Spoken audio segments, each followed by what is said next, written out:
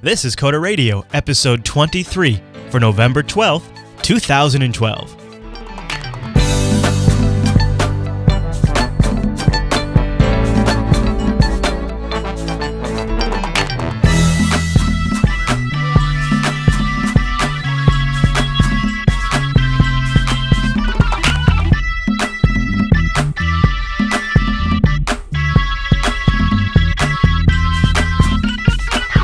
Hi everyone, you're listening to Coda Radio, Jupiter Broadcasting's weekly talk show, taking a pragmatic look at the art and business of software development and related technologies.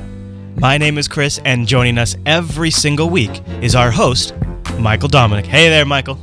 I'm sorry, my name is Daniel Jackson. Oh, hi Daniel Jackson from the Stargate. How are you doing? I'm good. We're going back in time today, a world that's fallen to C++. Or maybe being reclaimed. Perhaps. All right. Well, I should say my customary good afternoon to you, sir. Yes, guten Morgen. So what else? We're talking about C++. We're going to do some feedback. I've heard there's some hoopla we're going to talk about today, too. There is quite a bit of hoopla. In fact, I think our C++ will be split into 2 episodes. That would be interesting. We might end up doing a 2-parter. We may, because the hoopla is it's not just interesting, it's actually very important. I would say 2 out of 3 are extremely important. All right. Well, and I know we've also got quite a bit of feedback. In fact, there was some last-minute feedback that started coming to the show. We didn't even get a chance to fit this week, so... I'm afraid it'll have to go in next week, yes. I didn't have time to compile some of the code. That's all right. That's all right. We got a big show, so why don't we kick it off with the feedback? Okay, so Charles, as always, writes in.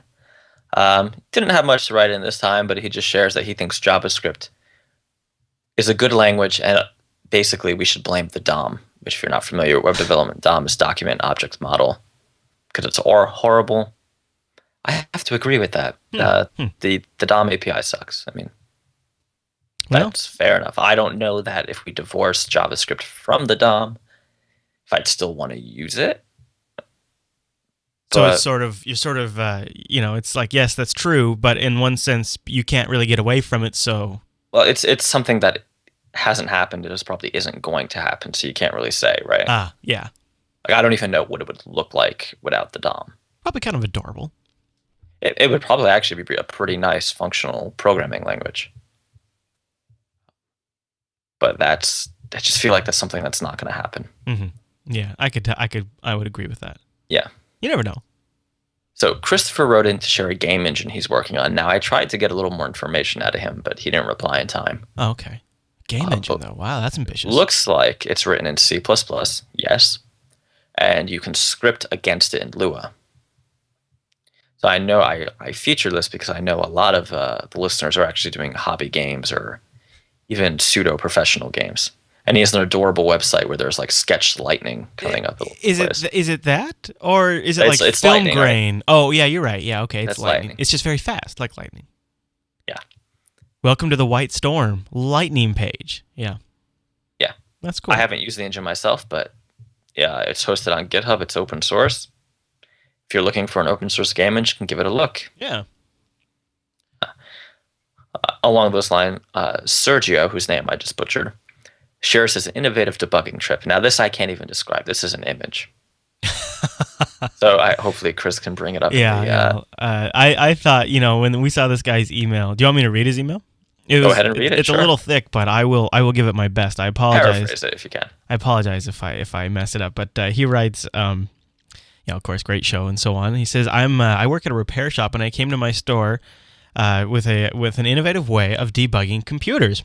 Now I'm like, oh, okay, all right, what's it got here? He says, see the image attached, you'll understand more. He says, great show, keep up the work. And the image attached it looks like. So if for you audio listeners, we're looking inside a PC, and would you say, Michael, it looks like one of those like bug bombs has gone off in this thing? Yeah, I don't know if it was like. So when I read the email, I thought it was an image of some kind of like static code analysis tool. I'm like, oh great, he's developed a tool he's selling. Yeah, that's what okay. And I opened the image, and it looks like it's just like AntiTick Powder. I've seen a lot of gross things inside computer cases, so it kind of makes sense. I've never thought of it that way. I'm looking at it I got a super high res here, and yep, there's a flea right there. No, I'm kidding. But Yeah. Now, so the listeners that don't have sense of humor don't think I'm crazy. I am aware this is not a valid debugging trick. Uh, it's a joke. He sent it in as a joke. Yeah. Well, no. I mean, that is debugging. It's just debugging a different kind. Different point of view. There's been, I have seen some nasty bugs and dead bugs. I've never, thank goodness, opened up a case and seen alive bugs, because that would really gross me out. Not that I have a big problem with bugs, but it's just something, a surprise like that. You don't expect it. Yeah, I wouldn't like that. Yeah. So we should probably get into some more serious feedback. Okay. Relin, our budding Rails developer, he would like to know what is the cheapest / best, so those two things are almost always mutually exclusive, option for hosting a Rails app. Now, he's obviously looking for value per dollar. I'm paraphrasing his email, but the few things he's considering are VPS, virtual dedicated server, and shared hosting. So right off the bat, I'd say run away from shared hosting, especially if you're doing this for a client, just because you don't want that 2 o'clock in the morning call. Gray Wolf's recommending Heroku. I've used Heroku. I like Heroku, and if it's clients willing to pay their fees, awesome. Go with Heroku. The other option is just a simple VPS that's like $40 a month. Yeah.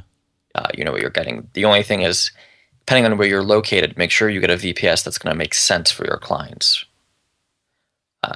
If you're US based, don't host your VPS in Australia, especially if your clients' customers are all US based. It doesn't make a whole lot of sense. And I don't know if Chris would agree or disagree with that, but yeah, I think, I would lean VPS, especially for early development, because it's just so easy to get things rolling. The shared host, I also tend to agree. The performance is hit and miss. If you're doing something for yourself, very small in scope, it's really not a big deal, I'd say shared. But if you're doing something where you don't want that awkward moment when you're demoing it and it's like just really slow to respond, because it's just a little unpredictable on a shared host. Yeah, I would never ship client work on a shared host. What I would say is, if they're, for lack of a better term, more hip, you could probably do Heroku, and then deployment's really easy, right? So it's a git push Heroku. I know, when I think of like sort of the most well-known VPS out there, I think of Linode. I don't know, who do you think of? Sorry, I muted myself for a second. For VPS, I use GoDaddy. Yeah. That's who I use for myself. But when I'm saying it's like people that I know Linode's a popular one. The thing, okay, so when you look at the prices, the thing about VPS is you really have to watch your transfer rate. That's where it gets me, because I would use them to transfer large files. Yeah. Saying GoDaddy has unlimited transfer. That's why I use GoDaddy, because I want it to be a flat fee that I don't have to think about. Right. So most other VPS providers don't do that. That's that's one of the nicer things about the GoDaddy standout.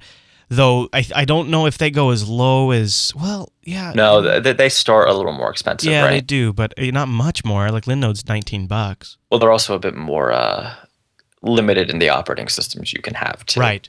Yeah. It's sort of like CentOS or Windows, basically. Right. Which, I don't know about Relin, but I really don't like adminning a CentOS server. I don't myself. I know I'm just getting to be an old man, but I prefer Debian or Ubuntu on my server. I prefer Ubuntu or even Windows. So with that said, he didn't specify actually what operating system he was looking for, but if he's doing Rails, he's looking at some kind of Linux. You think? Absolutely. Okay. Maybe a BSD. If your client is willing to pony up, I would go with Heroku. Just make it easy on yourself, right? If you're doing, because I was going to say, if he's going to do BSD, he might even consider Scale Engine. But I would probably look at how long you have to. I think at this point for him, one of his more deciding factors is how long does he have to run it, and how long does he have to pay for that out of his own pocket, and does he need to demo it? And those would all be my primary my considerations. And just as an aside, I keep a VPS running all the time. That's kind of a skunk works. Yeah. I keep a few apps that I'm demoing just because it's easier, right? It's already configured. It has Rails. It has everything I need. Rather than every time I have to do a demo, okay, let's roll an Ubuntu box.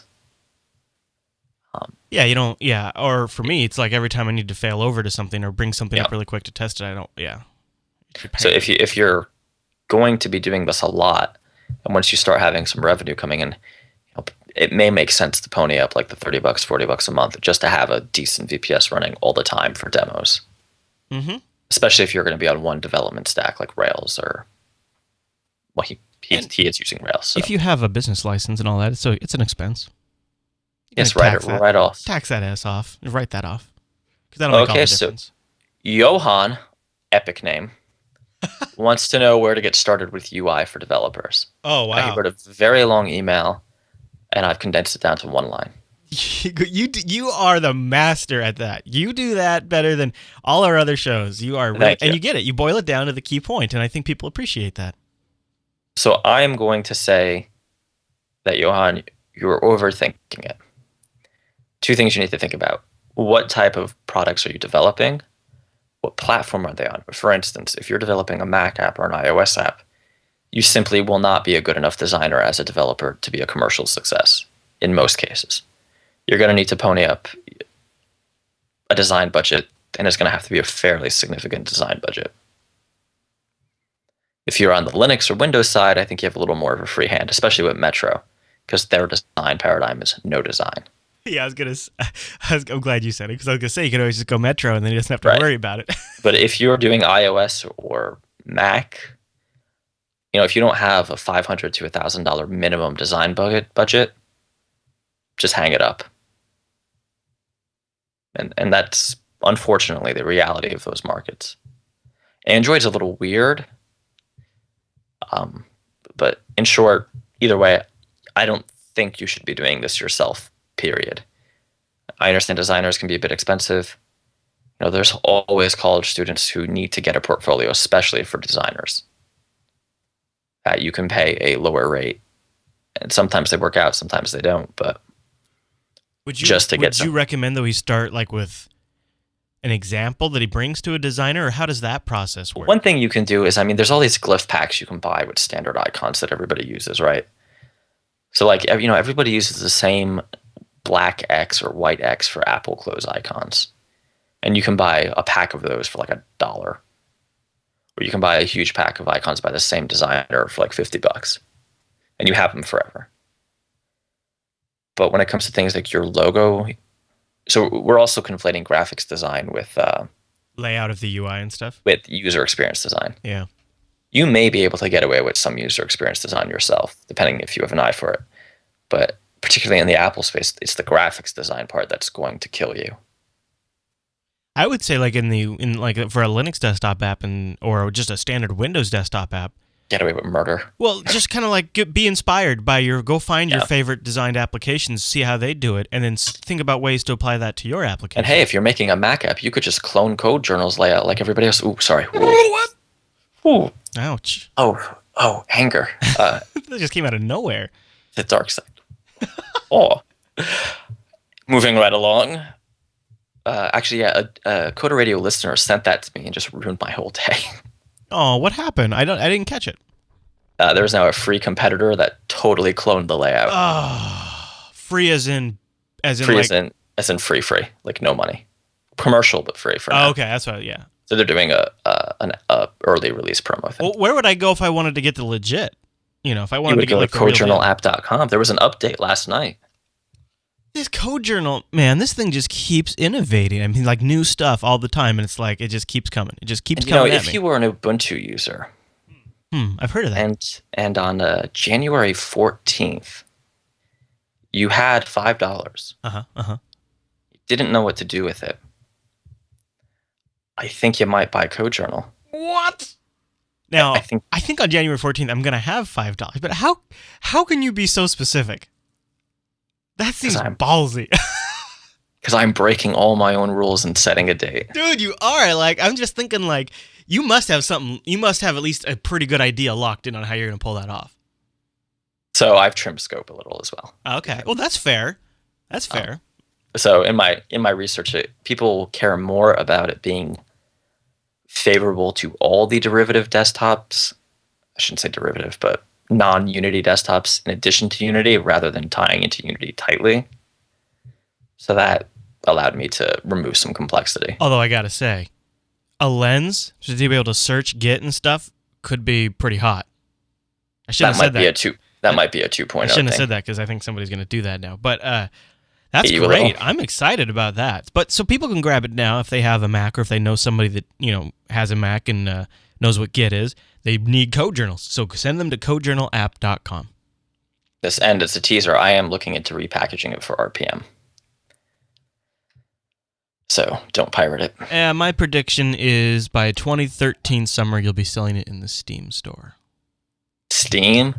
Yep. Yeah, well, it's going to be the version where the CodeJournal book icon actually does a platforming game. So every time you want to comment on someone's issue, you have to beat this platforming level. I mean it, man. This Steam store app is so good and so fast under Linux that I would use it to do all of my software. Yeah. Oh, and the person upset it uses Windows. Windows should be shortly after. Oh, yeah, right. Yeah, you teased that too. Wow, dude, you're just a machine. I've been very busy now. As Steam, really? Yeah, man, it is so fast, and the UI is so responsive under Linux. It's so much better than I expected. I don't know. I'm really impressed. And they have other apps in there now. Productivity and utility applications, they're selling them right now. If you look in the Steam store, they're selling CAD applications now. They're selling 3D modeling applications. They're selling standard desktop software now. See, I'm just thinking of selling it direct. Yeah, I know. I was kind of being facetious that you would be in there, but I think I think Steam's got it, man. They're the software store that is on Windows, Mac, and Linux now, and they've got some good mobile apps too that they're making even better. I wouldn't be surprised if we at some point see a Steam Android store for Android games. I'd be shocked. You think? Steam Android? You're just off the wall. No, just like an app store, kind of like the Amazon App Store. Stop the madness. All right. I'm not saying it's a great idea, but I'm saying I wouldn't be surprised if they try it. I won't be surprised when we see the Steam box. Oh, yeah, for sure, yeah. Yeah. And I have a feeling that will hurt my poor little Ouya. But let's not get down that road again. Okay, yeah. Future episode, future show. Okay, so Alexander, speaking of Ubuntu, writes in, why not Lisp for the Ubuntu SDK? Okay, so I've heard a few people from the Linux Action Show bring up Lisp too, and I didn't have a good answer to this. I can give you a fantastic answer. All right, lay it on me, sir. When you have virtually no market share, which Ubuntu does compared to Windows and Mac, and you have no proven track record of making commercial developers any meaningful sums of money, you can't alienate them further by using a language that's foreign to most of them. And Lisp is more foreign than Python. That would be dumb. That would be really bad. Not that Lisp is a bad language, it's that if they're serious about being an app ecosystem, they need to cater to not the Linux community. Mm-hmm. And right now, with some of the things Apple's doing, they fired Forstall. Yeah. The direction OS 10 is going, they're probably going to pick up a lot of Mac developers. Yeah, I have a lot of thoughts on that. That might be a future episode too. Yeah, but they need to cater to people who are from a C, C++, Objective-C, background, not pure functional. Or Lisp is not the way to go. According to Wikipedia, the original Lisp dialect appeared in 1955. Yeah, Lisp is a cool language. It would be unwise. No, it would not be. Now, that's not to say they can't say that, okay, well, we have our blessed SDK, but you can still develop in whatever you want. That's probably what they're going to do, right? But I don't think Lisp would be an appropriate answer. Yeah. Because it needs to. They're not in a position, and this is going to come up in our C++ discussion. Canonical's not in a position to dictate anything to these developers. That's also what's going to make them attractive to developers. Right, they're in a very weak position. They should be catering to developers. And they, you know what, so far have demonstrated that. They've demonstrated they're going to disagree totally. Well, I mean, in the sense that they're working with the Valve people to make changes to Ubuntu to make it better for them. They're working with large developers. Yeah. So that's what Apple does. That's what Microsoft does. Right. I'm saying if they want to get smaller developers, they need to cater to them. And one of the things to do is, when someone finds copyright infringement featured on your store, don't get all catty with them. Yeah. But that is rampant in the Microsoft store now too. There is total rip-off. But they have a procedure. and it has remained extremely rampant in the Android store. It remains. It remains. You search for like a legitimate game, and the first couple of results are legitimate, and then Right. you get 18 pages of ripoffs. Well, and that's, we've talked about this before, but that's kind of a reflection of the decision Google made a long time ago to make the Android store. Well, I know, but I don't know why you get on a Canonical's case so bad, because I think Because they're the actually Android not so store bad. is not really a great place for indie commercial developers. Yeah. In a lot of ways. Yeah. A great place fosters paid for applications. Right? The Android store is more or less openly hostile to them. Mm-hmm. I mean, Android now has 70% of the market for smartphones or more, depending on whose numbers you believe. 70 is being conservative. Yet they still make 18% of the revenue, or between 15 and 20, depending on whose numbers you look at. So that means Apple makes around 30% or less in terms of market share, still does, 80% revenue for developers. Those are some damning numbers. That's not totally fair, though, because you're quoting smartphone market share. Well, what else is Android on? Well, but iOS is on tablets and iPods. So is Android. You could buy a very pretty 10-inch Android tablet right now. Right, but those don't sell. But that's not comparatively. But I guess what my point is you're saying, you're using one end. You're saying, well, look at Android having 70% of the market, but in reality, iOS still has a massively dominant market share when you combine iPad and iPod. So that's why they make more. That's why they generate way more sales. Also because of what you're talking about, absolutely, and I'm not disagreeing at all. But that is still a large factor. There are a lot more iOS devices than just iPhones. Right. I mean, with all statistics, we could argue that the methodology is wrong. I think your core argument's correct. That Right. the Android market is not, and the way you can tell this is like when new big apps come out, like Star Wars. Yep. Free on Android. No, and it's like $2.99 on iOS. $2.99 and $5 on Windows 8, which is insane. But so, if Rovio can't make money with that model, and man, do they pack it full of ads! It's all over the Nexus 7. It's a terrible, terrible experience on Android. I don't know why people tolerate that. Like in between levels, even, or like if you're playing the same level a lot, just a full screen freaking ad comes up. I tried it on my Nexus 7, and then I just ponied up the $3 on the iPad. Yeah. Just to, get a nicer game. But I mean, we're belaboring the point. We've talked about this before. I obviously have some hope for Ubuntu, but not necessarily the Ubuntu store. So we'll see. Well, I agree with you there. I mean, I think Steam's going to come in and show Canonical how the hell it's done on that platform, and Steam's going to own that and right out from underneath Canonical. Possibly. Maybe. I don't know. I mean, maybe we should have a full episode when they release more information about it. Word. All right. So, I can't say that name. Bo? Bo. Hey, Bo. How about R&D 42? Let's go with that. That's his IRC handle. Oh. Okay. Do you want me to read this one? Go for it. All right. So R&D 42, aka Bo, I believe. He writes in, "Hey, Chris and Michael, of course, the mandatory compliment on what a great show we have.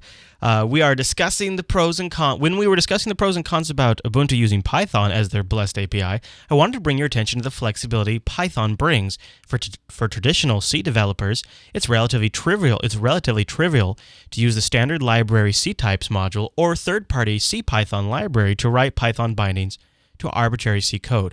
Apparently, C types can even call Objective-C, and he includes some links below.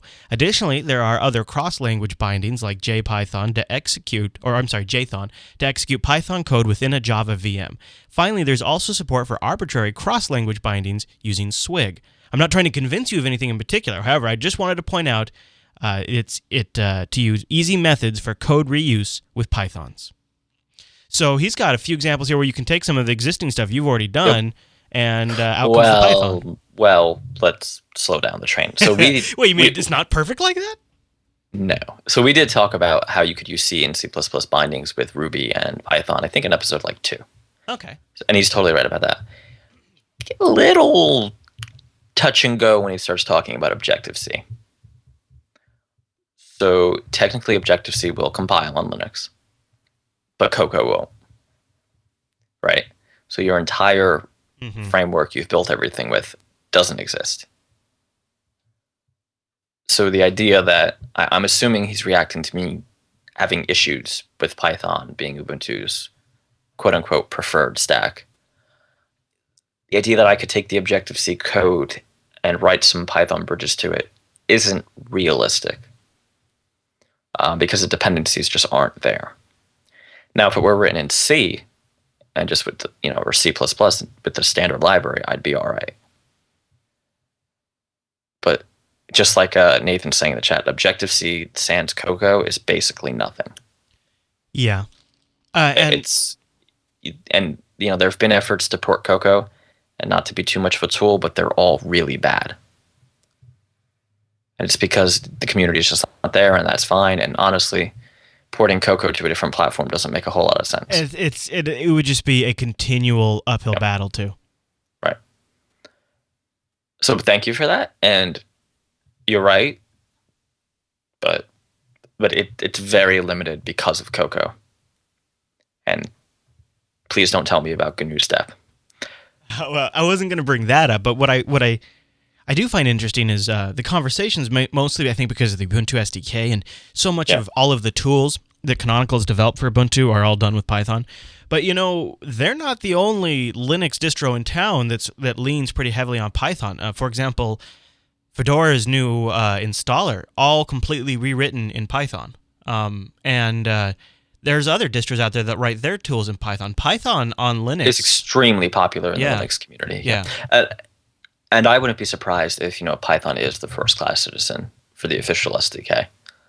But I'm hoping that the second-class citizen is something like C++, C#, and Java. I don't mean to stretch this out really long, but could you maybe you've mentioned it to me, but I don't quite yet. Is it just speed? Is that what's not great about Python? I'm not quite clear on what the issue is. Other than you have to start over in something. But that would be true when you go to iOS, when you had to start over, if you hadn't written for an Objective-C before. I mean, that it almost seems like in some ways saying start with the language that's first class on our platform means you're going to end up with better apps, which means the developers have more success and the platform is better. My issue with Python isn't an issue with the language. It's an issue with the strategy, right? Okay. Since the types of developers who are working in the independent application development space don't generally do front-end development in a language like Python. They may know Python for their web services. Yeah. They're more used to a more traditional classical language like C or C++ or Objective-C or Java or C# or something like that. And I believe that they would get better market share and better attention if they just embraced something that's popular somewhere else too. Chat room also seems like they're kind of saying that the tool set around Python. And I tried to do a version of Python. The tool's not good. Yeah. In addition, so GUI editors on Linux aren't good in general. The best one is Qt. Mm-hmm. And the Mono guys actually have a really good. Mono's not bad. Qt's pretty good. Yeah, Qt Creator though seems to be where is a premier tool these days. Yeah, but beyond that, those two tools. And they just added Android support, or they're beginning to. They're moving very quickly, so it'll be interesting to see where Qt goes. But again, even that may be a bit intimidating for some developers. But I mean, we'll have to see where it goes. I can't predict what Canonical is going to do. I have no idea. Right? And you know what? The unfortunate thing is it's actually we won't have a 100% locked in probably till 2014. Right, and I for my own use, I've picked a stack or two, and that's what I'm using. Come hell or high water. It could be by the time they make an official declaration, it's almost obvious at that point because that's just what a lot of the industry has started doing. I mean, right now, if I had to guess, I'd say it probably would be Python because they've just invested in it so much. But we really won't know, and my understanding is they've taken the process more internal recently, which you may know more about than I do. Skunkworks? Yeah, something like that, where they're not. It's actually not quite like that. It's okay. So they've always developed features in house like Unity, HUD, A lot of that stuff was Right. their upstart. A lot of that stuff was all developed, and then it's open source, but they kind of it shows up for the first time in an Ubuntu alpha. Now what they're doing is certain members of the Ubuntu community who've shown to really be in the development community that are probably companies like Valve and also just members of the community are going to come in at an earlier stage for some of that stuff. So it's actually kind of the opposite of locking things down. They're actually going to get more input. So the idea is, I think, is fallout from that Unity search, the dash search, because that wasn't fully fleshed out before it got into the hands, and there was so much backlash that they kind of want to try to vet some of that stuff out now before it hits, the first beta release. Right. I mean, one thing I will say, regardless of what they do, I think Qt is going to gain a lot of market share anyway. Because to me, they're the only cross-platform, I guess you would say, development stack that are making a really aggressive move. Mono's kind of stagnant. Yeah, they're positioning themselves too for future enterprise applications that want some portability. They're going to be huge in that market. I think that will be a big player. Maybe not this year, but 2014. I think we'll be talking a lot more about Qt. Yeah, I agree. It's going to be a kind of exciting time. All right, so we should move on to our biggest email from Brett here. From Mr. Brett. I have it here. Do you want me to read it? Reading Rambo. All right, so Brett writes in, he says, "Hi, Mike and Chris. I've been programming for 10 years. I started with ASP, then learned OO programming. Donna. Looks like, object-oriented. There we go. I knew it was standard for object-oriented programming with Java. Then ASP.NET, which is the programming language of choice where I work. The problem is we still use .NET too, and I'm afraid of being left behind and becoming unemployable in the future. So, I would like to know if you have any advice on projects I could undertake that would be good in terms of gaining experience with the latest web technologies like HTML5, .NET 4.5, and etc. Just something I could do in my own time, not looking to make money or anything, just need a little practice. The show is great. It's good to hear different perspectives and advice on the software industry. Thanks, Brett." Great question. Great question. So, Brett, I see your situation very differently. As one of the younger guys in the room a lot, I would say that you're in a fantastic position. So you've been doing C# and .NET forever, it sounds like, for 10 years, which is, your master Yoda in software development time.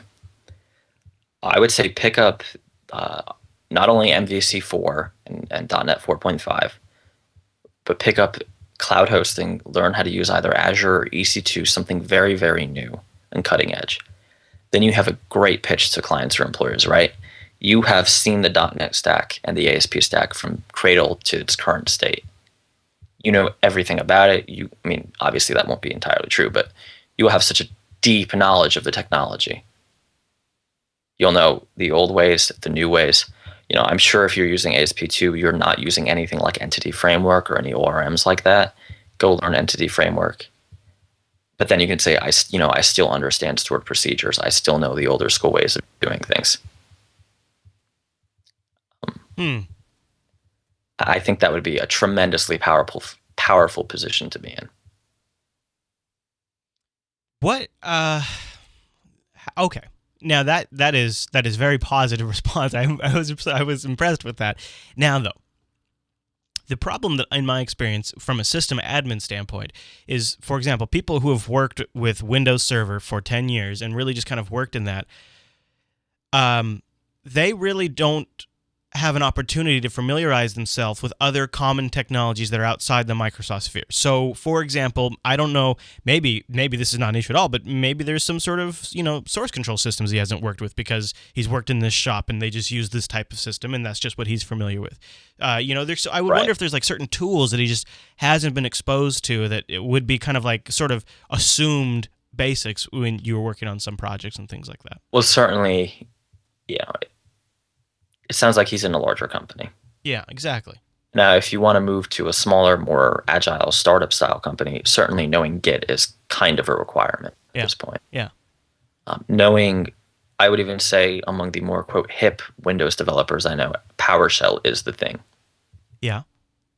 I would say, continue to focus on that stuff too.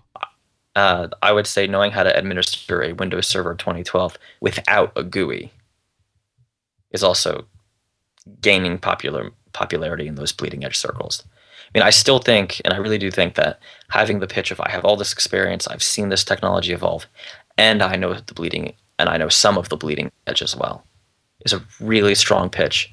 Maybe not for like a lead development role, but for like a software architect role at a larger firm. Well, and especially, in firms where they're going to begin, and this could be a few years out, but if you're talking .NET 2 and things like that, you're going to start reaching end of life, and those things are going to have to be transitioned to a newer technology, and you are in a key position to sort of be the guy that knows how to make that transition, assuming you know what you need to know for whatever you're going to transition them to.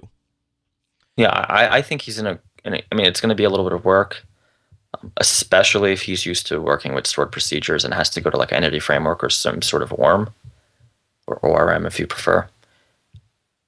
But I think that'll pay off. I mean, yeah, I just can't see a situation where a company who has this old .NET web application that needs to be brought forward wouldn't hire the guy who has written it the old way, but also knows how to write the new way. And he knows all the pitfalls in that transition. I mean, I don't see where that's not a benefit. Mr. Dominic, I have the solution. I have the solution right here. What's the solution? And it's a way, Brett, who's a fan of the show, it's a way he can support the show because, Jupiter Broadcasting has our affiliates. And, of course, 'tis the shopping season, so you might want to consider us when you're shopping at Amazon or eBay or Netflix or Newegg or ThinkGeek or Best Buy. We have links at the bottom of our site. And, of course, we also have our wonderful browser extensions that will just automatically tag your shopping session and contribute a portion of your shopping session to Jupiter Broadcasting. But perhaps Mr. Brett should consider Code School. We've had actually a really good handful of people. We have 3 or 4 people in the audience a week that sign up for Code School, and I've gotten some really good reports back from folks. And the nice thing about Code School is they have some free courses. Right now, they're doing Ruby Bits for free. So if you've just been kind of curious about Ruby, you can just go sign up, and then you can check out the quality of their content for free on that one. They've also got some Git courses like Try Git. So again, Brett, if this is maybe something because you've been vertically focused for so long that maybe you haven't had experience with this would get you the fundamentals, and this is probably a really good place to start. And you can do this for free at Code School. And then if you decide, they really impressed me with that, you can step up to one of their other courses, and when you sign up, they contribute a portion of your purchase to Jupiter Broadcasting. So it's sort of this great yin and yang way to support Coder Radio when you sign up for Code School. Yeah, in particular, he mentioned HTML5. They are very big into front-end development. I believe they have an entire jQuery episode. I know they have a CSS episode because I've done it. Yep, the jQuery one is it is free. It is jQuery First Flight, and you can sign up and get that for free, and you get course achievements. And see, they have. I kind of like the way they break it out because I can wrap my brain around it. Right, they have different levels and stuff like that, so it's neat. So definitely, to learn the HTML5 side, I'd say Code School is a great choice and use the affiliate link. Yeah, we don't get credit unless you click that link at the bottom of our site. For the .NET stuff, I actually use a site called TechPub. TechPub, I'll go look that up right now. TechPub.com? TechPub.com, yeah. Tech is spelled T-E-K. Oh, man, that's not what I got at all. T-E-K Pub. Those guys are so hip. Yes, it's very cutting edge. And all right, this is nice, though. It's very nice. It's... as I break my microphone. That's okay. It's less interactive than Code School, right? It's just videos, it's just courses, just lectures. Oh, that's not bad though. This is also oh yeah. See, I recognize some of this stuff. In fact, I own some of these motion templates.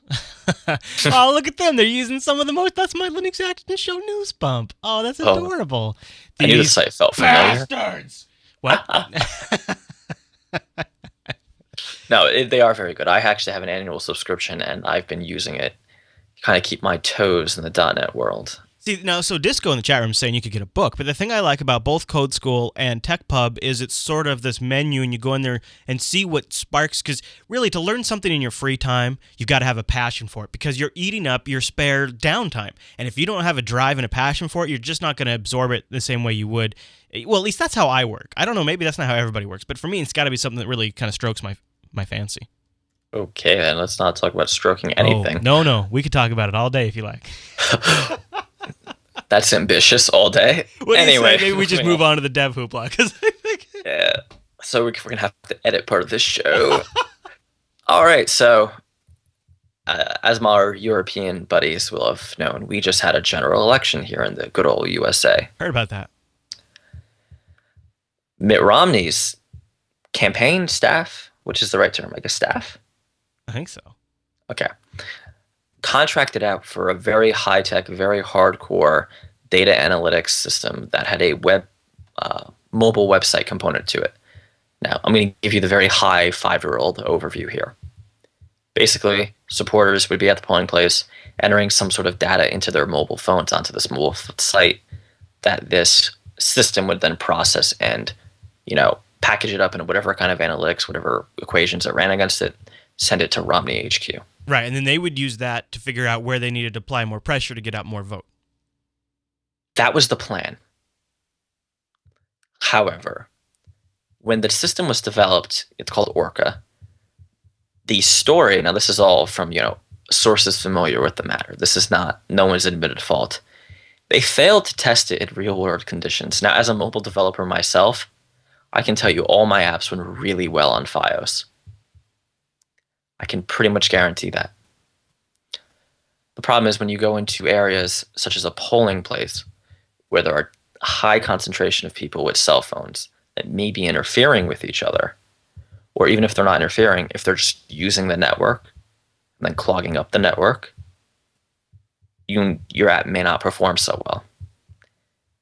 The story is that the contracting firm that they outsourced to did not test it in stress conditions. Yeah. In fact, they even said so in an interview. It gets when they were worse. talking about it. They said, no, we haven't tested it in public yet. It gets a lot worse. So the client side failed. I mean, they were intermittently be able to send packets, but all in all, it failed. So then we get to the server. And there's so many pings going to the server, Comcast turns it off. Oh, no. Yes. They thought it was being DDoSed. Really? That is... No one thought to, take the necessary precautions to say, hey, we're going to have some high traffic here. Well, and that tells me it's probably not it's not being hosted at the right spot. Right. I mean, especially something like this where it's going to get a burst of traffic and then no traffic. Mm-hmm. Mm-hmm. I guess... You don't tell your... Did you read, too, that they told people it was a mobile app, but it turned out to actually be a web app that they used on their mobile device, and so that put this massive load on their web server, and they weren't properly doing HTTP and HTTPS redirection, and that put extra confusion out there. I mean, it's a mess. So there's a lot of mistakes here, right? If it were a native application that they could have distributed via, some kind of enterprise distribution, or hell, if it's Android, email them an APK. Right, yeah. It would have been... that entire strange scenario would have been gone because it would have been native on the phone. Would not have fixed the Comcast turning the server off or the server failing to reply because of load. So this is a very Alan would probably slap these people. They did not stress test their systems at all. It's ironic they named it after a whale, and then when I think of fail, I think of the fail whale. Right. So I would just like good irony there. Next time anyone needs a system built, just call me. Man, you should have got some of that Team Romney money. I know, that would have been amazing. So, there's so many things wrong, I don't even really know where to begin. They obviously, they went with a web app because they didn't want to develop two applications. And because deploying to iOS would have been really hard. I get that. But you didn't load test the web servers when you knew you were going to have thousands of people hitting them concurrently. Rookies. It sounds like rookie mistakes. And, they don't, it's not like they do these elections all the time. So these groups of people get together and some of them, they're volunteers. It's the first time they've ever done any of this. So my next question is, why a web app? I mean, I can't imagine the Romney campaign couldn't afford two native applications in addition to the web service. Were we pinching pennies? Probably time, because then you only have to develop one app. That's silly then, because they could contract out to one firm to do the native iOS app, another firm to do the native Android app. I mean, Do you think, though, this is probably the last time that a campaign ever takes this on? I mean, next time, there's going to be some sort of company that has built this for them, and they will just sell it to them, right? Oh, I think this is going to be, and not just for elections. This is going to be a burgeoning industry predicting small elections, Yeah. any kind of small thing where the outcome, or small or big in this case, where If the we outcome started working on it matters. now, we could probably have something, and you could probably make. There's A lot of money. probably yeah. Hmm. It's, I mean, there were just so many things. I mean, reading that story, they did so many basic mobile development and web development things wrong Hmm. that, and I'm sure if, there was more information on how their servers were set up, Alan could rip them apart for that too. But the idea that you're going to host your mobile website on a web server for thousands of people who are only ever going to hit it at the same time, right? Well, and they point out too that it even became more basic than that. Just came down to an on the ground matter because there was people that didn't have smartphones in some polling locations, so then they had to use laptops.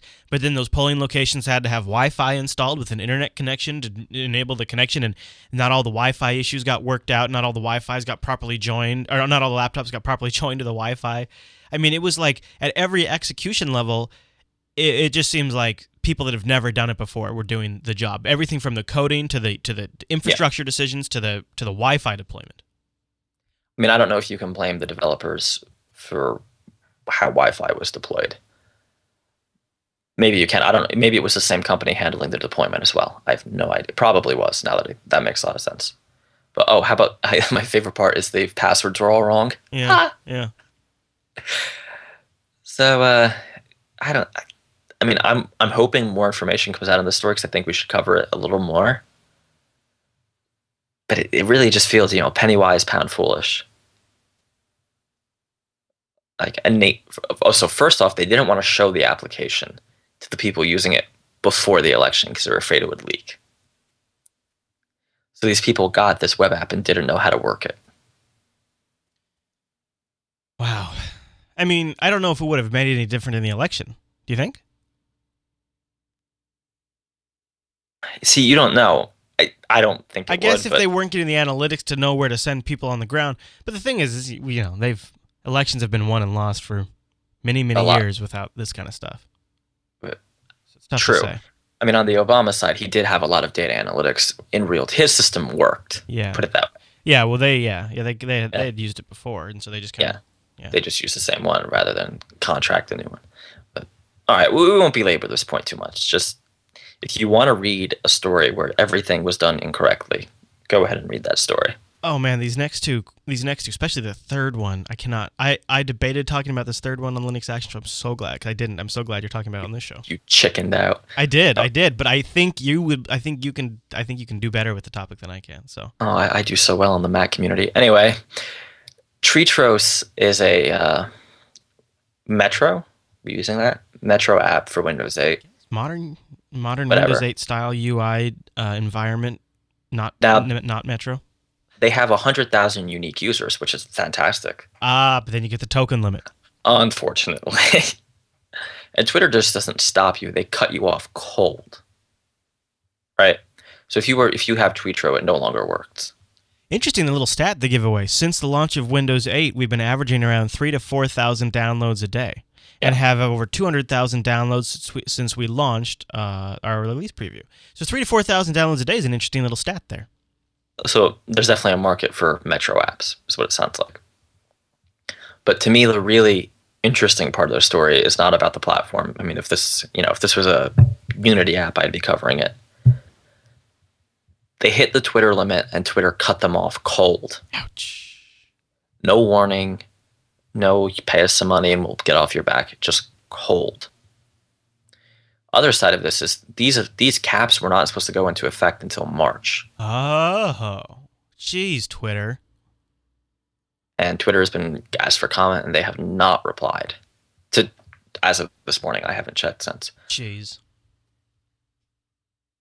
So we've talked about this a few times. I'm not going to belabor the point, but if you're building a product on someone else's platform, said the guy who has a GitHub app, you're taking a lot of risk, right? Because if that platform owner, on Monday says you're wonderful and loves you, and on Tuesday says get out, you're done.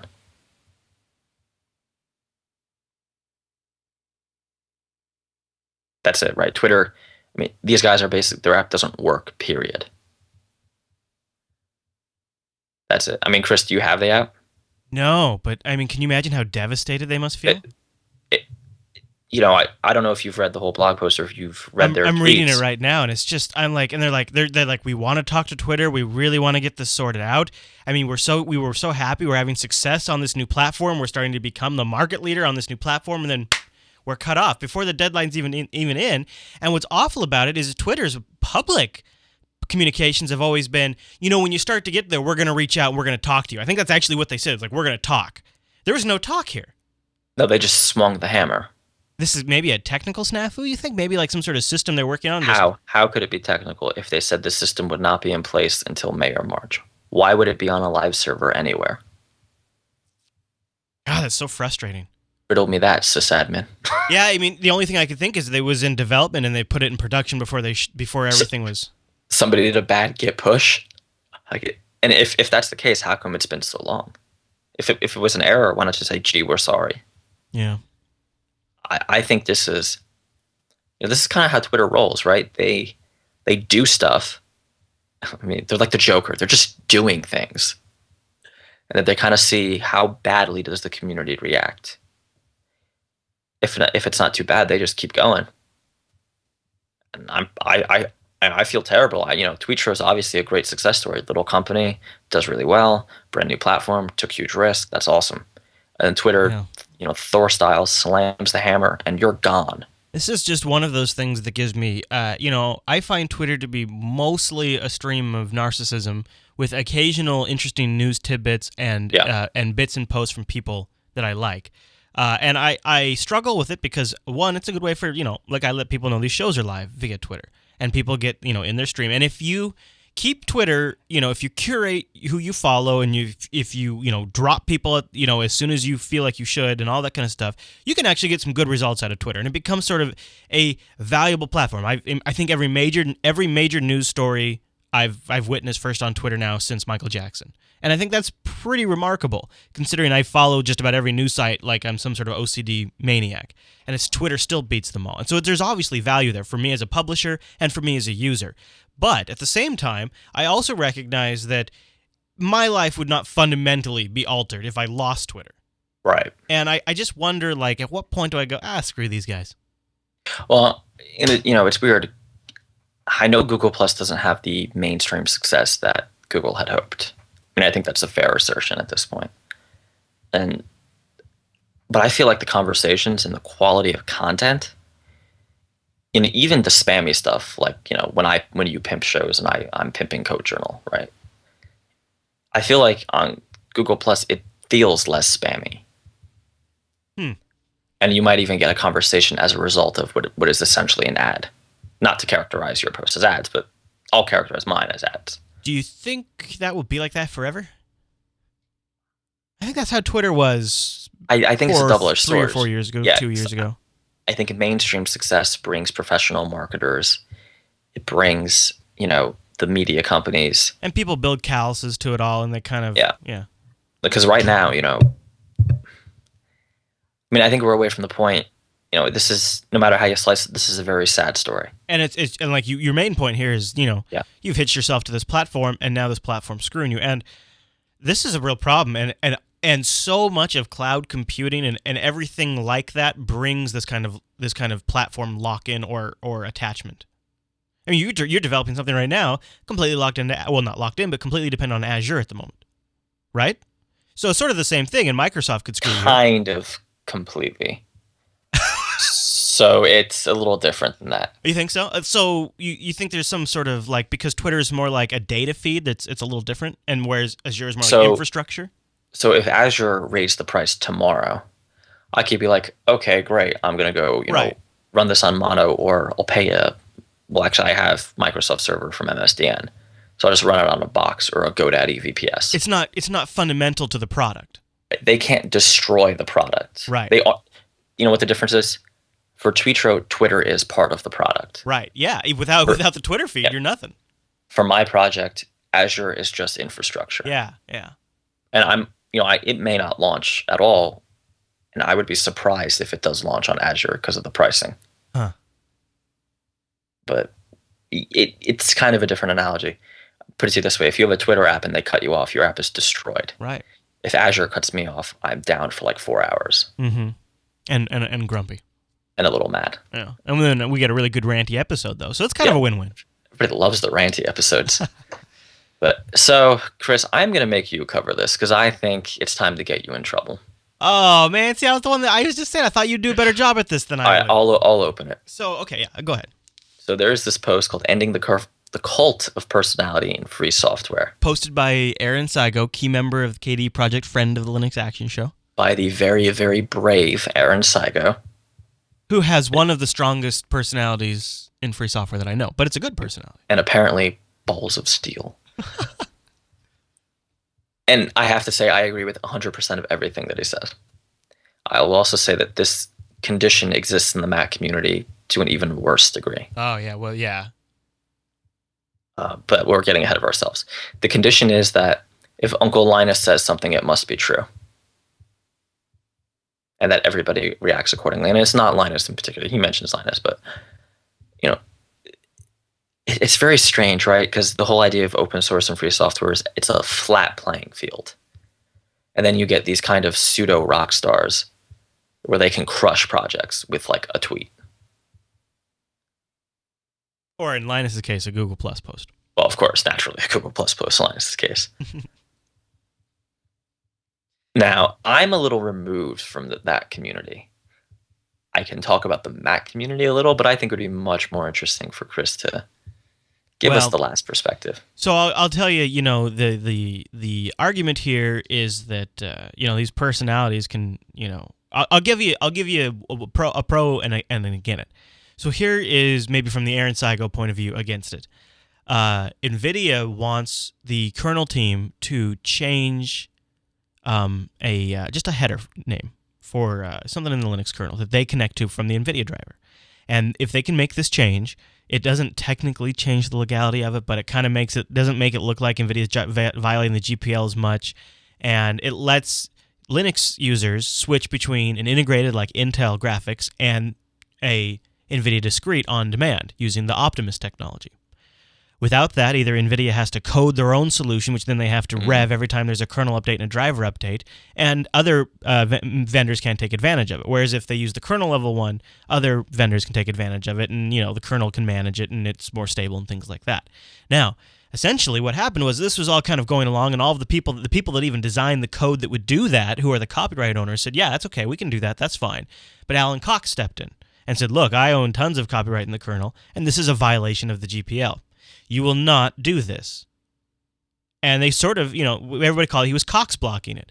He was saying this isn't going to happen. Now, it looks like it's going to proceed just because the copyright holders have stepped in and said, no, we really want to do this because this really will improve the situation for your graphics on desktop Linux. But this personality sort of just, you know, for 6 months held this process up. And has really still continued to hold it up. It hasn't actually officially resumed. And he's even tacitly threatened legal actions if they proceed. So I'm surprised you went in that direction with it. Oh, really? So let me give you the Mac side of this. Okay. Because Mac has the same problem. You know, Mac's a little different. We tend to really be focused on our little independent commercial projects. Unfortunately, there are a few personalities in the Mac space that are kingmakers. And, you know, by the property of the inverse, they are also killers. For instance, if Marco Arment says your product is crap, your sales will die. Period. End of discussion. I'm lucky enough he hasn't done that yet. But that is a reality. It would be like if you did an open source project and Linus went into Git and commented on how your code's all shit. Oh, right. Or, well, vice versa. It's the same. If John Gruber posts something to say, hey, this is a great app, you know, you get a lot of traffic. It can work to your benefit as well. But of course, you know, if you are benefiting, your competitor is probably being destroyed. And that kind of thing happens as well, right? If John Gruber features app A and app B exists, app B is screwed. See, I would argue, though, it's actually, and that's kind of what Aaron's point is, it's worse on the free software side because, in this case, like Alan Cox does literally own thousands of lines of kernel code, right? True. And he has more. Linus, he has right? Yeah, I mean, They have legal ground to stand on if they right, really want to. right. But see, to me, that's an inherent risk of dealing with free software. And like, companies can't just replace them. You can't just replace somebody on an open source project with another person if they're not working out in some cases, because maybe the project's suffering for involvement as it is. So they're sort of a little more beholden to some of the stronger personalities. Now, here's the flip side. Can I give you the pro? Give me the pro. Here's the pro. The open source movement, and one thing that I had to fully embrace as the host of the Linux Action Show is the difference is Apple is intelligent design. Apple is a grand creator, brings something into existence and defines exactly how it is, and this is the law of the world. That's Apple. Open source is the evolution of the universe. Everything goes off in its own direction. Everything forks. Everything takes way longer than it should. Sometimes you have really bad results that don't work out very well that make people suffer. And then eventually everything kind of coalesces into some sort of agreed upon standard and we move forward. And when you look at it in the day-to-day weeds, it's like, oh my God, this is such a mess. But when you zoom out, like I can do sometimes with LAS, and take the 6-year picture, you see fundamental progress made that is, really revolutionary. But without those personalities, every now and then sort of being the straw that makes something go, it just sometimes doesn't happen. So you need that Linus, you need that Alan Cox, you need Aaron Saigo, sometimes kicking people in the ass to finally push it over the edge to make us go in a direction. So first off, have we been listening to a little twit this week or a little This Week in Google? I have no, I have not. They use that exact same analogy. No, Leo's out, so I don't tune in when Leo's out. Okay, they use the exact same analogy, or maybe it was last week, the intelligent design evolution thing. I don't think that's Leo's. I think I've read that. I think that's something that's maybe been. It's from something else. I think it's something I've even brought up on last before. It's kind of like this ongoing. So what I would say is that Aaron Saigo's right to a point. I mean, I do still agree with him, but and Leo called Microsoft Scientology. Oh, that's not bad. I was just trying to think what Microsoft was. I was going to say like Microsoft, but yeah, I hadn't come up with a good Microsoft equivalent. There is a need in each community for there to be people who are kind of out there, right, in public. The problem is when, some of these people are acting like, it's very strange. I don't even know how to quantify it. In a way, Linux is Linus's, but then in a way, it's not. And I do wonder if his continued influence hasn't held it back. Yeah, you do wonder if there's that sort of point. I think, though, if you would have looked at Apple pre-iPhone, people would say that about Steve Jobs. I think people were saying that about Steve Jobs. And then all of a sudden, when things start going right, it's, oh my God, he's the messiah of computers. And I would even say Linus is actually one of the most harmless examples of this. He's steady, and he's always been, he's very legit. That's what I like about, sometimes he's a dick. Yeah, he's focused on his own thing, and he doesn't really meddle in other people's business when he doesn't need to. To me, the worst side of this is the religious diehards that sometimes... Well, the personalities who kind of start bordering journalism, and then they become kingmakers, like I was describing before. Well, and that's funny because that's kind of what Saigo is, in a way. Right. So it's weird that he's writing this article. Yeah, exactly. When in a way he's, I would say, even more guilty than the person he's criticizing. It'd sort of be like Marco, but not quite. But to your point, it'd kind of be like Marco Arment or John Gruber or somebody else. I don't know all their names that would write sort of something like this about the Mac community. Well, it's funny because I can't think of anybody. I think like, I can actually tell you what would happen if you wrote something like this in the Mac community. They get really offended. Microsoft has cheerleaders. There's like Ed Bott, and it's different though, right? Yeah. So Scott Hanselman is not going to come out and be like, "This small indie app sucks," or he's not going to be like, "I'm totally behind this," unless he's being paid and it'll be an obvious advertisement. Which, if you listen to Hanselman, the ads are super obvious.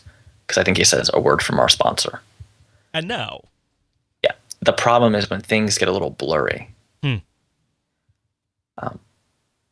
And maybe it's weird because in a way, in the free software community, the people are dangerous because they have control, right? Where in the Microsoft and Apple community, they have no control anyway. They're just coping like everybody else. Other than public pressure that they can help sort of sway. I haven't seen that happen in the Mac community. Oh, I've seen it's it probably happen not in with the that. Microsoft Yeah, side. maybe not with Apple. Yeah, I don't know. It's hard to say. Usually they're apologists. Like there was a very famous Marco Arment review of the Surface, or quote the buying experience, which is a ridiculous thing to review. And you knew going in that it was going to be a hatchet job. And not that he's a bad person. It's just, I don't review free as in Libre software for a reason, because it has no pertinence in what I do. And just like, I don't know, Aaron Saigo taking the shot at Linus, because the more I think about it, the worse it feels to me. It really feels like if he were in that more powerful position, would he mind? And what's funny is what actually brought it up was Linus was complimenting KDE.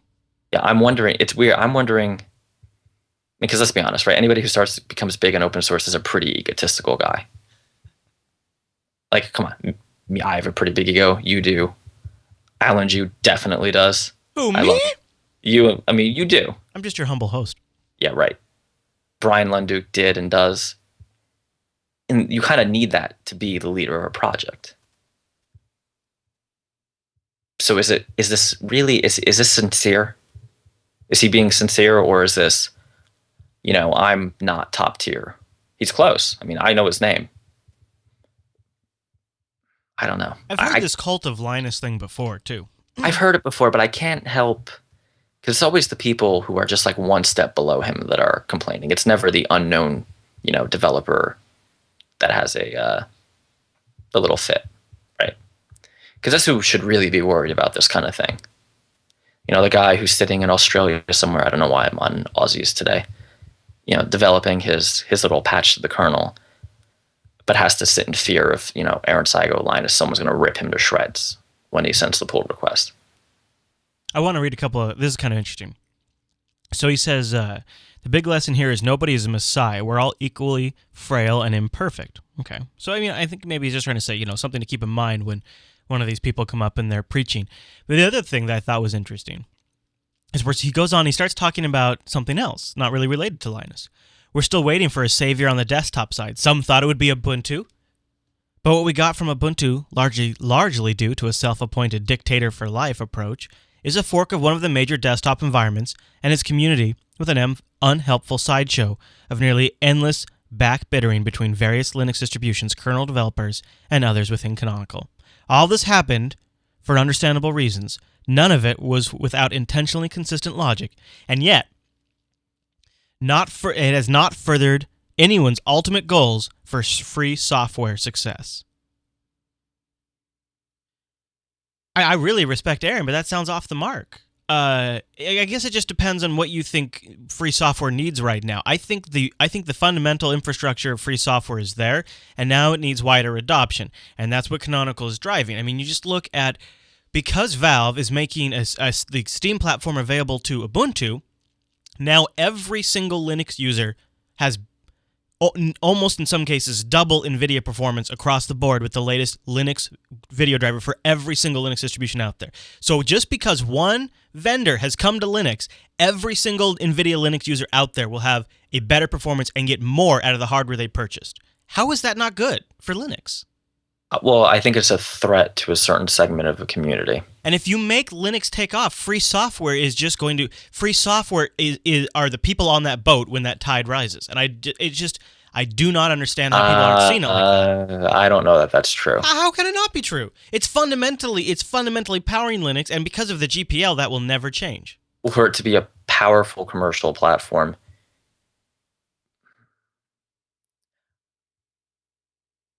it's a bigger discussion for a different day. What I would say that he's got a point, but he's it's like when I criticize Marco Arment, I'm obviously very biased, right? It's pretty clear that there are reasons that I feel that he abuses his platform a lot, and there are also reasons where he's right about a lot of things. And this is a case where Aaron's right, but he's obviously twisting things to kind of serve his point. Like, it feels like he's still really bitter about Unity.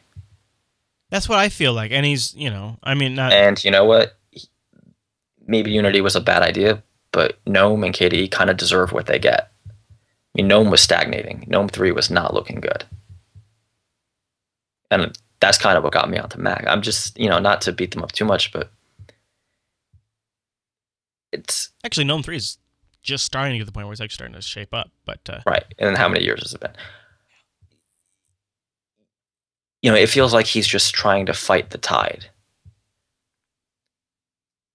And it's really, I mean, if we didn't have these cult of personality people in any community, the communities would have no voice, and in the free software community, nothing would happen, right? In the proprietary communities, you'd be completely at the mercy of the vendor more than you already are. He wraps up, he says, put simply, if we want open client-side software to thrive, we need to engage in conscious improvement of the free software culture, and just as importantly, leave behind those who choose not to. I won't try to fool anyone. This takes years to accomplish. Right. What that sounds like to me is a veiled attack on commercial developers. Right there. Because if you're favoring free software, every free application destroys a paid application or makes it so it can't be developed in a lot of ways. I just want to respond really quickly to, because I think we'll get a lot of feedback if I don't just address it now. People are saying, how can encouraging the NVIDIA driver use improve free software? Getting more people on the Linux platform means more people are using free software, more people will develop in free software, and more people will extend free software. It's just simple math. The more people using the platform, the more important free software is. Having a proprietary driver doesn't take away the millions of lines of code of GPL that are GPL'd on, that ship with that. That doesn't change that. There's also another point in the chat about the different distros. I'm of the opinion that there are too many distros. There are, yeah. That for realistic targeting by developers, yeah. I'm not saying window managers. I'm saying like Ubuntu, Fedora, SUSE, all, and we could go down to even the weird derivatives of Ubuntu, or Arch, if you will. It's asking a lot of anyone to support all of that variety. And I think that's a fundamental question the Linux community is going to have to answer is, are they willing to be a more prominent platform in a more mainstream sense, but give up this diversity? And I think Aaron is one of those who's very much against that. It feels like he is. Because they're also going to have to give up some of these, holding back graphics performance doesn't help anyone. And no matter how you slice it, holding back proprietary, this in particular piece of code, all it does is harm performance, or you lose the potential gain. Chris, you've used it. I haven't. Is that a fair? Right. And currently, for some people, it does not work. Period. So, if you buy, for example, this is a technology that's heavily used in any Lenovo laptop that has an NVIDIA graphics card. I mean, this feels like the people who don't use PayPal because they don't agree with them politically. Well, that's fine, but when it takes me 2 months to pay you, too bad. You can be against this progress. I just think it's a reframing because it's free software, because it's open source. You will never be rid of diversity. What you will have is people will align themselves in compatibility. So you'll have people who want to be compatible with Ubuntu, and so there'll be those distributions. And then you'll have people who just don't give an F, and that'll be those distributions. And those are the ones that no commercial vendor will target. And that's what's going to happen. And if you're okay, which is, I guess what I'm saying is you can't have 20,000 versions of the same operating system and expect every application to support all of them. What's probably going to happen is Ubuntu is going to be the default Linux version, with Fedora probably as a close second. And this is just going to be because of certain market pressures. Here's the reality. Devices are becoming commoditized. Cloud computing, and I know that sounds stupid, but these software as a service and things like that are making the device more and more irrelevant, especially as portable and mobile really become the predominant computing platform amongst the average user. So, things there's just not going to be a lot of interest at a certain point by Microsoft and Apple in that market as much. There's going to be people that want to still have a desktop computer with a standard mouse and keyboard interface, and you're going to need access to all of those services on the cloud. Ubuntu is going to be a great choice for a ton of systems like that when really you just need Chrome or Firefox and a good email client and things like that. I mean, we're already kind of getting to that point. And then if you can add a few commercial software packages on top, that's really all it takes. And people won't even look at it as necessarily potentially targeting Linux. They'll look at it as targeting Ubuntu. You know what? I'm noticing in the chat. I think what's happening is people are conflating two different issues. It seems like they feel like allowing this change, this progress, would take away some of their ability to customize their system. That's not necessarily the truth, and that's probably not what's going to happen. But certainly you need to push back. Like, Canonical's weird thing with Amazon is not good. I mean, that's something where you should be complaining. But this NVIDIA thing, all they're doing is giving you something for nothing. And something you need. Honestly, if they could perform graphics performance on the Mac, I'd be really happy. When people are not actually thinking rationally, they just look at it as that's a compromise. That's a compromise. You can't have compromise. And that's just not that's not just how it works. It doesn't work like that in the real world. I mean, Canonical's already making big compromises. And, I've been fairly positive, but some of them are probably inappropriate. I mean, they're monetizing Ubuntu via advertising in the operating system. That's questionable. And it's silly too. Like when you search for software, you get Microsoft Office. Like, what's that? Okay. That's something that I'm all aboard. Criticize. Maybe Canonical has to charge $10 for Ubuntu, $15, whatever. I mean, if they're really bleeding money and they can't sustain it, that's fine. But those are the type of things that worry me. Not that NVIDIA is giving you, double the graphics performance for nothing. But it's an interesting row, and probably more like 20% in most cases, but some cases double. What's going to happen is we're going to see two sides, and I'm actually surprised with how moderate Linus has been. Dude, Linus is more moderate than I think people want to accept. His primary computer is a MacBook Air. Yeah, he's been really far more reasonable in this whole thing than I thought he'd ever be. Linus is of the opinion I think he's very much a pragmatist. I think he understands that if Linux is to gain market share, one of the distros has to gain it. It's not going to be all of them. And the only one in a position right now is Ubuntu. I don't even know if he cares. I think he really doesn't care too much. He more focuses on the kernel. True. Because he looks at it, to be honest, they look at it not at a distro level. They look at it as like, this is powering Android. I mean, a lot of the patches they put in these days are for Android. So they look at it from a little bit of a different level.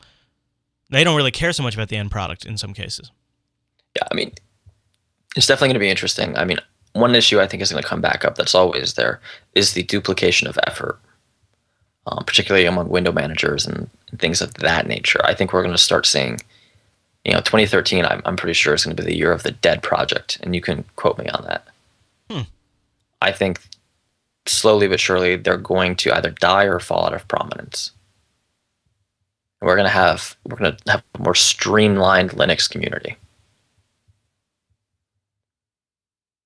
We'll see. We'll see. We'll see. I'm thinking we should probably do the C++ backstory today. Yeah, we should. And then maybe do the second part next week. I would say let's even cut the backstory. We'll do it all at once next week. Oh, you think? But we pitched the whole episode as a C++ race. Well, we lied. Wow. You know what? We're going to get so much feedback on this. I'd rather have it all focused. Okay, that's a good point. That's a good point.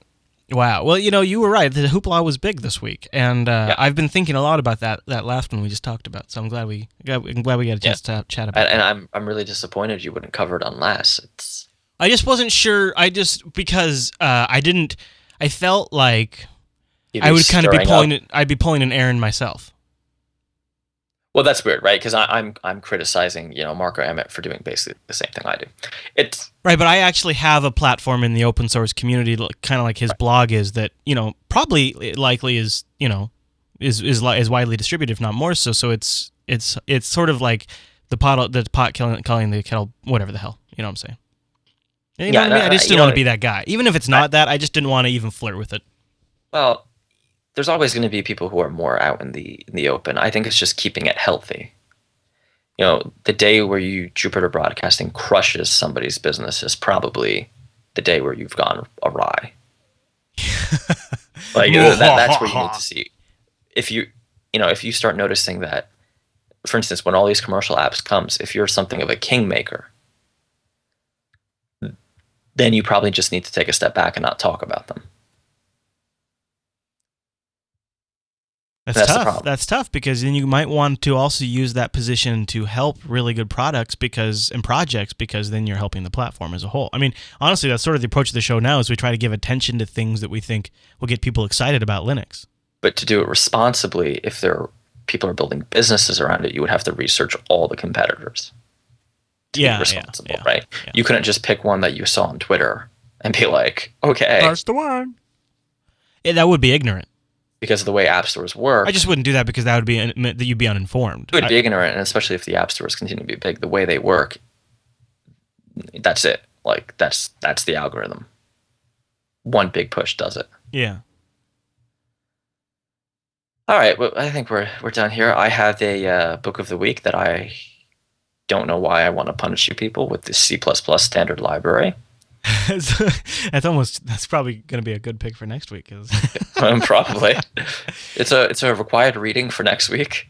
Yeah. Buy it now and then read it back to back. You should be able to get it all done. That's a different edition than mine. Yeah, remember this is the new one. They just updated it. It's a new one. Well, they updated at the beginning of this year. Okay. Yeah. Yes, you have the first edition. Yes, I'm old school like that. I was just trying to see. Did they say how many pages it is on this here thing? Did they say a lot? It's a lot. It's 1,128 pages. It's like 1,200, I thought. Yeah, but it's pretty well reviewed, and of course, it's the gold standard. I mean, it's got 4.5 stars. Yeah, this isn't a book you read through in all seriousness. No, this is a reference, but yeah, and you get the audiobook for fun on the go. No, they don't have an audiobook. Narrated by Alan Rickman. Yeah. Oh, man. Or Ben Stein. That'd be good. Yes. All right, sir. Well, where should people follow you throughout the week? Well, they should send their hate mail to alan@jupiterbroadcasting.com. Oh, okay. Not Coder Radio at jupiterbroadcasting.com? No. Send it to alan@jupiterbroadcasting.com. All right. That's nice. That's good. I'm going to have to remember that one. All right. Well, you're on the tweeters too, right? Yes, I'm at Jumanuku on Twitter until they take my tokens away. And on the Google Plus, just search for him. We got links in the show notes. You can find links to mine too. And of course, you can watch us live Mondays at 9 a.m. Pacific, noon Eastern. And we encourage you to do that. You can start in our chat room. All right, Mr. Dominic, well, thanks for the great show. I'll talk to you next week. All right, everyone. Thank you for tuning in this week's episode of Coder Radio. See you right back here next week.